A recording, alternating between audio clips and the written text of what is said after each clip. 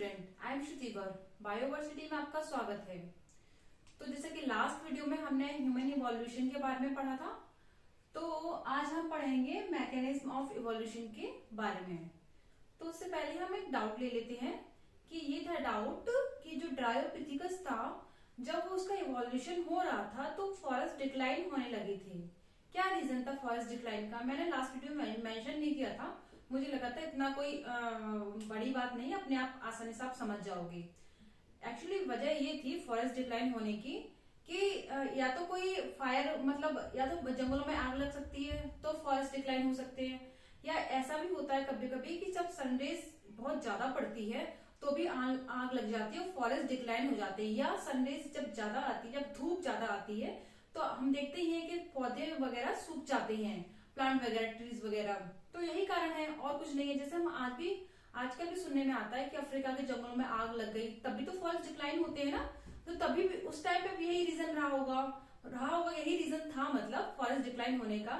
या तो सनरेज बहुत ज्यादा आ रही थी, उसकी वजह से जितने भी पेड़ पौधे वगैरह सूख गए थे, और या फिर जंगलों में कहीं से कोई आग फैल गई होगी, इस वजह से फॉरेस्ट डिक्लाइन होने लगे थे। और जो ड्रायोपिथिकस था, तभी उन्होंने अपने आप को दो पैरों पे खड़ा करना शुरू कर दिया। तो इतना कोई इसका मेजर कोई कारण नहीं था फॉरेस्ट डिक्लाइन होने का। या तो सनरेज ज्यादा आती है, मतलब जब गर्मी ज्यादा पड़ती है तो फॉरेस्ट ऑब्वियसली बातें डिक्लाइन होने लगते हैं, सूखने लगते हैं पेड़ वगैरह। अगर कुछ ज्यादा गर्मी होती है, हम अपने आसपास भी देखते हैं, अगर हम कोई गार्डन वगैरह में कोई फूल वगैरह लगाते हैं, और ये ऐसा तो है नहीं फॉरेस्ट में क्या कहते हैं कोई पानी देने के लिए बैठा होगा, या ऐसा भी हो सकता है कि उस टाइम पे बारिश ना हुई होगी, अकेली धूप आ रही होगी, तो धूप आ रही है, गर्मी पड़ रही है और बारिश नहीं हो रही, इस वजह से फॉरेस्ट डिक्लाइन हो सकते हैं। तो ये रीजन था फॉरेस्ट डिक्लाइन होने का। आई होप क्लियर होगा। अगर अभी भी कोई डाउट हो तो प्लीज कमेंट बॉक्स में कमेंट करके बताइए। तो हम अपने टॉपिक पर चलते हैं। आज का टॉपिक है हमारा मैकेनिज्म ऑफ इवोल्यूशन। हमने पढ़ा ह्यूमन इवोल्यूशन के बारे में। अब ये इवोल्यूशन, इसकी मैकेनिज्म क्या है, कैसे इवोल्यूशन होता है? तो ये जो इवोल्यूशन है, इसके मैकेनिज्म में पहले हम पढ़ेंगे म्यूटेशन के बारे में, फिर हम पढ़ेंगे वेरिएशंस के बारे में, और फिर हम पढ़ेंगे आइसोलेशन के बारे में। ये जो हमारे क्या कहते हैं, हमारा जो सिलेबस है उसमें ये सारे टॉपिक दिए हुए हैं। म्यूटेशन है, वेरिएशन है और आइसोलेशन है। तो पहले पढ़ते हैं म्यूटेशन के बारे में। म्यूटेशन क्या होता है? म्यूटेशन का हिंदी बोलते हैं उत्परिवर्तन। इसका जो साइंटिस्ट थे जिसने म्यूटेशन के बारे में बताया था, वो थे ह्यूगो डी वेराइज। इन्होंने 1901 में इसके म्यूटेशन के बारे में बताया था। अब म्यूटेशन होते क्या है? जो डीएनए के जो हमने जैसे डीएनए मॉडल पढ़ा है, यहां बना देती हूँ एग्जांपल। जैसे ये डीएनए है, ठीक है। तो डीएनए मॉडल हम देखते हैं कुछ न्यूक्लियोटाइड का सीक्वेंस होता है। जैसे ये एडेनिन, ग्वानिन, साइटोसिन, थायमिन, नीचे लिख देती हूँ मैं, थायमिन। तो ये कुछ न्यूक्लियोटाइड होते हैं किसमें? डीएनए मॉडल में। एडेनिन, ग्वानिन, साइटोसिन, थायमिन, ठीक है। ये हम देखते हैं सीक्वेंस में होते हैं, ठीक है, एडेनिन, ग्वानिन, साइटोसिन, थायमिन। लेकिन कभी कभी क्या होता है, इनके सीक्वेंस में चेंज आ जाता है, ठीक है। हो सकता है इनका सीक्वेंस ये ना हो, साइटोसिन की जगह थायमिन आ जाए, थायमिन की जगह साइटोसिन आ जाता है। तो जब इनके सीक्वेंस में चेंज आ जाता है तो उसे हम बोलते हैं म्यूटेशन। मतलब अगर डीएनए के सीक्वेंस में, डीएनए के जो न्यूक्लियोटाइड होते हैं उनके सीक्वेंस में अगर चेंज आ जाता है तो उसे हम म्यूटेशन बोलते हैं। यह म्यूटेशन का मेन रीजन जो है वो यही है कि डीएनए के न्यूक्लियोटाइड में चेंज आने पर म्यूटेशन उत्पन्न होता है। अब बाकी के जो रीजन है हम वो पढ़ लेते हैं, किन किन वजह से और म्यूटेशन होता है। जैसे मैंने पहला बताई दिया, change in DNA sequence. DNA sequence मतलब डीएनए के जो न्यूक्लियोटाइड होते हैं उनके सीक्वेंस में चेंज होना, जो उसमें होते हैं एडेनिन, ग्वानिन, साइटोसिन, थायमिन। ये हमने डीएनए मॉडल में पढ़े हुए हैं। अब सेकेंड होता है म्यूटेशन इज डिसकंटिन्यूअस। मतलब जो म्यूटेशन होता है वो डिसकंटिन्यूअस होता है, ऐसा नहीं कंटिन्यूसली चलता जाएगा कि म्यूटेशन हो ही रहा है हमेशा। कभी म्यूटेशन होगा, कभी नहीं होगा, कभी चेंज होंगे, कभी नहीं होंगे, इसलिए बोलते हैं म्यूटेशन डिसकंटिन्यूअस होता है। थर्ड है mutation appear suddenly, produce their effect suddenly, ठीक है। इसका मतलब ये है म्यूटेशन अचानक से हो जाता है। ऐसा नहीं है कि मतलब पहले से कोई प्लानिंग हो रही हो या मतलब बहुत टाइम लगता है, तो म्यूटेशन सडनली होता है और इसके इफेक्ट भी सडनली आते हैं। फोर्थ पॉइंट है म्यूटेशन आर इनहेरिटेबल। जैसे डीएनए के न्यूक्लियोटाइड में न्यूक्लियोटाइड के सीक्वेंस में चेंज होगा तो ये इनहेरिटेबल होंगे, मतलब ये जो चेंजेस होंगे जनरेशन टू जनरेशन ट्रांसफर किए जाएंगे। इनकी वजह से कैरेक्टर नहीं आएंगे तो कैरेक्टर आएंगे, तो जनरेशन टू जनरेशन ट्रांसफर किए जाएंगे। तो जो म्यूटेशन होते हैं वो इनहेरिटेबल होते हैं। पांचवा पॉइंट है useful mutation select by nature and lethal mutation are eliminated. इसका मतलब ये है जैसे म्यूटेशन आते हैं, डीएनए न्यूक्लियोटाइड सीक्वेंस में चेंज आता है, तो जो हमारे अंदर जो चेंजेस आते हैं अगर वो चेंजेस अच्छे होते हैं तो वो नेचर द्वारा सिलेक्ट किए जाते हैं, और अगर वो खराब होते हैं तो वो एलिमिनेट कर दिए जाते हैं। जैसे अगर म्यूटेशन के कारण मेरे अंदर चेंज आया, एग्जाम्पल मान लेते हैं कि अगर म्यूटेशन के कारण मेरे विंग्स आ गए तो ये यूजफुल हुआ, विंग्स तो यूजफुल हुए, विंग्स के कारण मैं कहीं भी आ जा सकती हूँ, ठीक है, मुझे ज्यादा सोचना नहीं है, मैंने अपने विंग्स फैलाए, मैं उड़ गई, तो ये यूजफुल होंगे, तो ये नेचर द्वारा सिलेक्ट कर ले जाएंगे, मतलब मैं सर्वाइव कर पाऊंगी अच्छे से नेचर में, तो मतलब नेचर द्वारा सिलेक्ट किए गए। अब ये लीथल क्या होते हैं? लीथल मतलब अगर म्यूटेशन के कारण मुझे कोई डिसीज हो जाती है, जैसे सिकल सेल एनीमिया, जिसके बारे में हमने पढ़ा है, सिकल सेल एनीमिया के बारे में, जो कि बहुत ही लीथल होती है, जिसमें अल्टीमेटली इसमें एंड में डेथ ही होती है। तो क्या होगा, तो अगर सिकल सेल एनीमिया हो गया तो वो नेचर द्वारा एलिमिनेट कर दी जाएंगे, मतलब उसकी डेथ हो जाएगी जिसमें सिकल सेल एनीमिया हुआ। तो जो यूजफुल म्यूटेशन होते हैं वो नेचर द्वारा सिलेक्ट कर लिए जाते हैं, और जो लीथल होते हैं वो एलिमिनेट कर लिए जाते हैं। 6 पॉइंट है mutation are random and directionless. जैसे बताया था सेम ही है, म्यूटेशन अचानक से हो जाते हैं, रैंडम होते हैं, ठीक है, मतलब जो न्यूक्लियोटाइड सीक्वेंस में चेंज होगा वो रैंडमली होगा, और ये डायरेक्शन लेस होगा, मतलब जरूरी नहीं एक ही डायरेक्शन में म्यूटेशन हो रहे हैं, अलग अलग डायरेक्शन में भी म्यूटेशन हो सकते हैं, डायरेक्शन लेस होते हैं म्यूटेशन। 7 पॉइंट है mutation can be positive, negative और न्यूट्रल। इसका क्या मतलब है? म्यूटेशन या तो पॉजिटिव हो सकते हैं, जैसे मैंने बताया अगर कोई यूजफुल म्यूटेशन है तो वो आगे जाएगा, मतलब पॉजिटिव म्यूटेशन हुआ, ठीक है, अगर वो आगे, अगर मैं सरवाइव कर पा रही हूँ, नेचर द्वारा सिलेक्ट किया जा रहा है वो म्यूटेशन, तो वो होगा पॉजिटिव, मतलब जनरेशन टू जनरेशन ट्रांसफर किया जाएगा। और अगर वो निगेटिव होगा, जैसे सिकल सेल एनीमिया हो गया, तो वो निगेटिव म्यूटेशन हो गया, तो वो उसी टाइम पे एलिमिनेट कर दिया जाएगा। थर्ड है न्यूट्रल। न्यूट्रल मतलब म्यूटेशन हो भी रहा है लेकिन कोई फर्क नहीं हो रहा है, तो ये है न्यूट्रल म्यूटेशन, ठीक है। तो म्यूटेशन पॉजिटिव भी हो सकता है, निगेटिव भी हो सकता है, और न्यूट्रल भी हो सकता है। 8वां पॉइंट है mutation provide raw material for evolution. मतलब म्यूटेशन के कारण तो इवोल्यूशन हो रहा है, म्यूटेशन के कारण मेरे अंदर चेंजेस हो रहे हैं, न्यूक्लियोटाइड में चेंज हो रहा है, इवोल्यूशन हो रहा है, मतलब मेरी जो जनरेशन आएंगी वो इवोल्यूट होंगी, उनके मेरे न्यूक्लियोटाइड में चेंज होगा, कैरेक्टर नए आएंगे, नई पीढ़ी में ट्रांसफर किए जाएंगे, तो वो जो आगे जनरेशन होगी वो बेटर बनेगी, तो इवोल्यूशन हुआ। तो म्यूटेशन, तो इवोल्यूशन का एक कारण म्यूटेशन होता है, तो ये म्यूटेशन हुआ।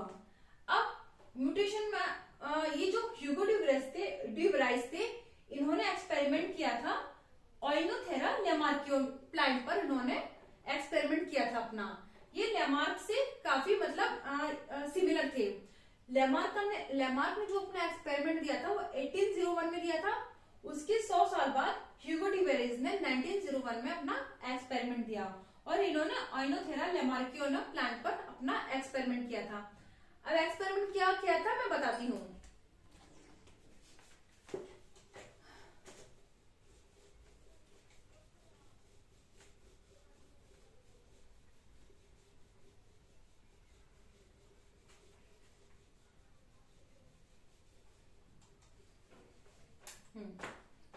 जैसे ये प्लांट है हमारा, ये प्लांट है हमारा, ठीक है, कौन सा प्लांट है? ओइनोथेरा लेमार्कियाना।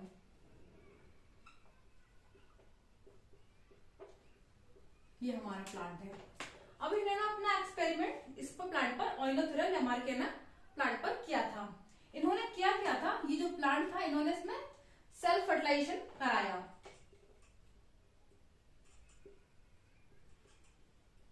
फर्टिलाइजेशन कराया तो सेल्फ फर्टिलाइजेशन में इन्होंने क्या देखा, जो कुछ F1 जनरेशन में जो प्लांट बन रहे हैं मेजोरिटी किसकी है, नॉर्मल प्लांट की, नॉर्मल की, और कुछ बन रहा है एबनॉर्मल, एबनॉर्मल।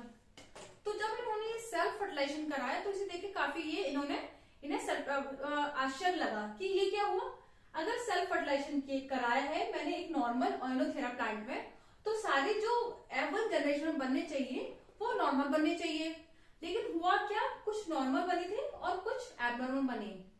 फिर उनको बाद में उन्हें ये बाद में इस नतीजे पर पहुंचे कि ये सारी प्रोसेस किसकी वजह से एबनॉर्मल प्लांट हो रहे हैं, ये म्यूटेशन की वजह से हो रहे हैं। म्यूटेशन के कारण इसके जो न्यूक्लियोटाइड सीक्वेंस में चेंज आया और कुछ नॉर्मल बने और कुछ एबनॉर्मल बने। या इन्होंने देखा कि इसका जो वो क्रोमोसोम नंबर था ओइनोथेरा ये था 14 था, ठीक है, लेकिन जब इन्होंने इसमें सेल्फ फर्टिलाइजेशन कराया तो क्रोमोसोम नंबर अलग अलग आ रहा था। जैसे इसमें एग्जांपल 22, इसमें 24 आ रहा है क्रोमोसोम नंबर। तो ये किसकी वजह से हो रहा था, ये हो रहा था म्यूटेशन की वजह से। तो ये म्यूटेशन की वजह से कुछ नॉर्मल और कुछ एबनॉर्मल प्लांट का फॉर्मेशन हुआ। तो ह्यूगो डी विरेज ने अपने एक्सपेरिमेंट से ये साबित किया, ये प्रूफ किया कि जितने भी चेंजेस आते हैं वो म्यूटेशन की वजह से आते हैं, और म्यूटेशन ही इवोल्यूशन का एक कारण होता है। अगर म्यूटेशन नहीं होगा तो इवोल्यूशन शायद नहीं हो पाए।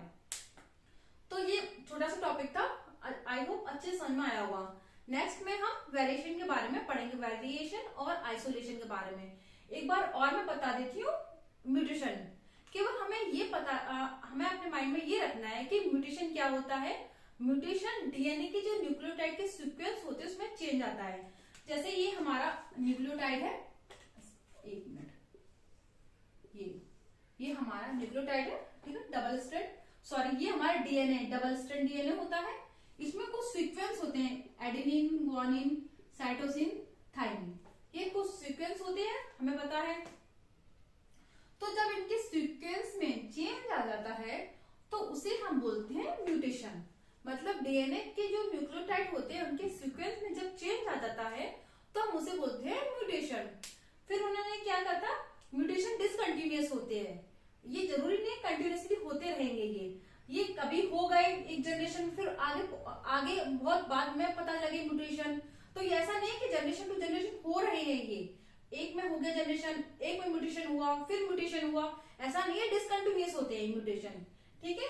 फिर इन्होंने कहा म्यूटेशन रैंडम होते हैं, मतलब ये अचानक से म्यूटेशन हो जाते हैं। फिर इन्होंने कहा था म्यूटेशन इनहेरिटेबल होते हैं, मतलब mutation generation to generation transfer किए जाते हैं। अगर म्यूटेशन मेरे अंदर चेंज हुआ तो चेंज वो आगे जाएगा, मतलब अगली जनरेशन में वो पास ऑन हो जाएगा म्यूटेशन।